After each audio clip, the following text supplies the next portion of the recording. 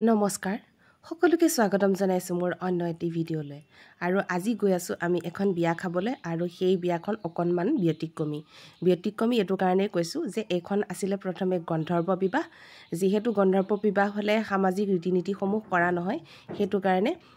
সামাজিকভাৱে বিধি পঢ়াই বিবাহ কাৰ্য সম্পন্ন কৰা হৈছে আৰু সেইখন বিয়ালৈ বুলি পেলাই গৈছিলো আমাৰ মোৰ মানুহজনৰ এগৰাকী বন্ধুৰ লৰাৰ আৰু এয়া হৈছে কইনাজনী খুবেই ধুনীয়া আৰু ভিতৰৰ পৰিবেশটো মই অকনমান দেখাই দিছো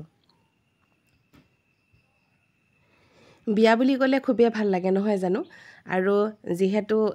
আমি এখন সমাজত বাস কৰো সামাজিক ৰীতি-নীতি সমূহ পালন কৰিবই লাগিব গন্ধৰ্ব বিবাহ সকলো বিবাহতকৈ শ্ৰেষ্ঠ যদিও বিবাহ কাৰ্য সম্পন্ন কৰিবই লাগিব আৰু সামাজিক ৰীতি-নীতিৰে এই বিবাহ কাৰ্য সমাপন কৰা হয় আৰু আমি গৈ উপস্থিত হৈছিলো তাত যেহেতু এই বিবাহখন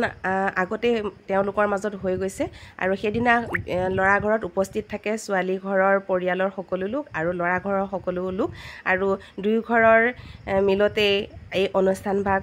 আয়োজন কৰা হয় আৰু সমাপন কৰা হয় আৰু তাৰ পিছত সুন্দৰকৈ ভিতৰলৈ গলো খাবলৈ ধুনীয়াকৈ পেট পূজা কৰি লৈ পুনৰ আকৌ বাহিৰলৈ বুলি ওলাই আহিলো আৰু সেইখিনি সময়তে এজন যুৱকক গীত পৰিবেশন কৰি থকা দেখিলো আগতেও দেখিছো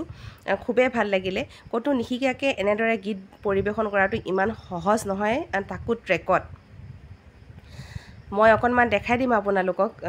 লৰাজনে কিমান সুন্দৰকৈ গাইছে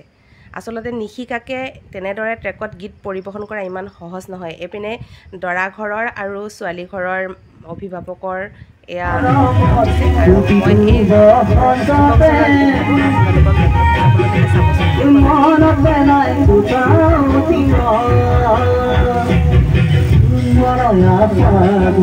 তুমি জাননী মৰমত প্ৰতিটো বসন্ততে মৰম যাচো হৃদয়ত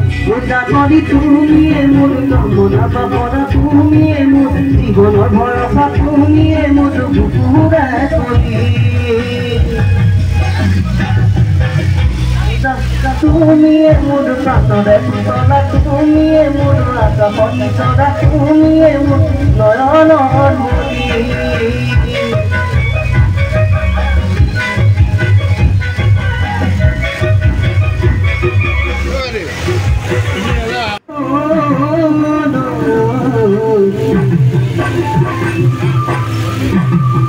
Ufaina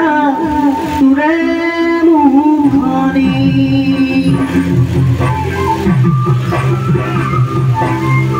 Oi kodum pagan pulile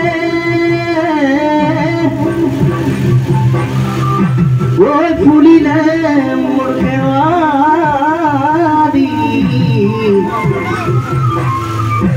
Oi morama tope buku khari